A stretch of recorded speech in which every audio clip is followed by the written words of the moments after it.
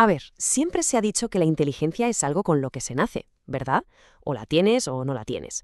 Pero, ¿y si esa idea fuera completamente falsa? Pues hoy vamos a desmontar ese mito. Vamos a explorar juntos esos hábitos que, según la psicología, pueden literalmente, y digo literalmente, recablear nuestro cerebro para pensar de una forma mucho más brillante. Esa es la pregunta del millón, claro. La mayoría de la gente asume que el coeficiente intelectual es una puntuación fija, como puede ser la altura, que una vez dejas el colegio o la universidad, pues ya está, se acabó el crecimiento. Pero la neurociencia moderna nos cuenta una historia radicalmente distinta. Y aquí está la clave que lo cambia absolutamente todo. Hay que olvidarse de la idea de la inteligencia como si fuera una estatua de mármol, inamovible. Pensemos en ella más bien como un músculo. Y claro, como cualquier músculo, pues se puede entrenar, se puede desarrollar y fortalecer con las prácticas adecuadas. Es que el objetivo no es acumular más y más datos, como si fuéramos un disco duro. Se trata de mejorar la calidad de nuestros procesos mentales. Es como instalar nuevos programas, por así decirlo, en nuestro cerebro. Hábitos que refinan cómo pensamos, cómo decidimos y sobre todo cómo resolvemos los problemas. Vale, vamos a meternos de lleno en esto. Y es que todo, absolutamente todo, empieza dentro de nuestra propia mente. Antes de poder interactuar con el mundo de forma eficaz, primero hay que dominar nuestros procesos internos. Es aquí donde se construye la base, los cimientos, para un pensamiento de alto nivel. El primer hábito, y yo diría que quizá el más poderoso, es la pausa. Las mentes más agudas no reaccionan al instante, a lo loco. Se toman un segundo, solo uno, antes de hablar o de actuar. Y en ese pequeño, minúsculo instante, bueno, es que lo cambia todo. La psicología tiene un nombre para esto: control cognitivo. Veréis, cuando reaccionamos de inmediato, el cerebro opera en modo supervivencia, está dominado por la emoción pura y dura. Pero al hacer una pausa, le damos tiempo a la parte lógica, a la corteza prefrontal, para que tome el control. Y con el tiempo, este simple hábito mejora el juicio y la lógica una barbaridad. Fijaos en esta diferencia, que es brutal. El lenguaje que usamos para hablarnos a nosotros mismos da forma a nuestra realidad. Un lenguaje superemocional, catastrófico, dispara el estrés y ¡pum!, bloquea el pensamiento lógico. En cambio, un lenguaje más neutro, más descriptivo, mantiene al cerebro en modo resolución de problemas. O sea que básicamente, menos drama es más inteligencia. Una vez que hemos creado ese pequeño espacio con la pausa, llega el siguiente nivel: usar ese espacio para analizar lo que estamos pensando.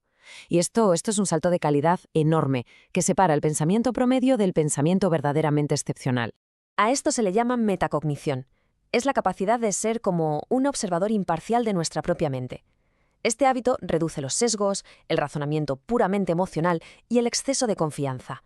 Básicamente, reemplaza el ego por la precisión. Y estas preguntas son la herramienta práctica de la metacognición. En lugar de afirmar «tengo razón a capa y espada», las mentes más flexibles se cuestionan a sí mismas. Y ojo, que esto no es un signo de debilidad para nada. Es una señal de una enorme fortaleza intelectual que permite aprender y adaptarse constantemente. Y aquí vemos otros hábitos que fortalecen ese mundo interior. Por ejemplo, pasar tiempo en silencio, que entrena la concentración.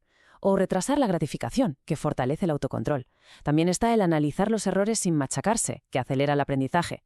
Y por último, la flexibilidad cognitiva, esa capacidad tan simple y a la vez tan difícil de admitir, pues mira, estaba equivocado.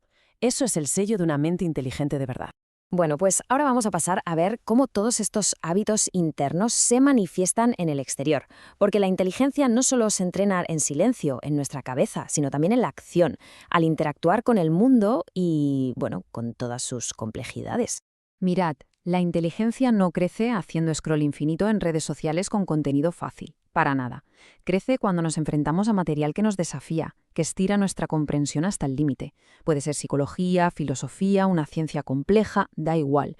Cualquier cosa que fuerce al cerebro a concentrarse, a conectar ideas y a fortalecer la memoria. Y este punto es crucial, de verdad. Sentir esa incomodidad mental, esa confusión, no es una señal de fracaso. Es todo lo contrario. Es la señal de que el cerebro se está actualizando. Es la prueba de que estamos saliendo de nuestra zona de confort cognitivo, que es justo donde ocurre el aprendizaje de verdad. El verdadero crecimiento intelectual viene del esfuerzo enfocado. En lugar de picotear un poco de todo, comprometerse con una habilidad difícil obliga al cerebro a construir, literalmente, nuevas autopistas neuronales. La clave es simple: hay que aceptar que la confusión y los errores no son obstáculos, son parte del camino. Y aquí está la ciencia que hay detrás de todo esto, la neuroplasticidad.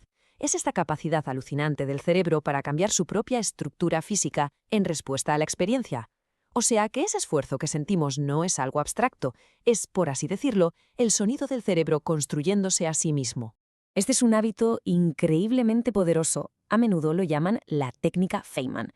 La verdadera prueba de que se entiende algo no es usar palabras rimbombantes, es ser capaz de explicarlo de forma simple.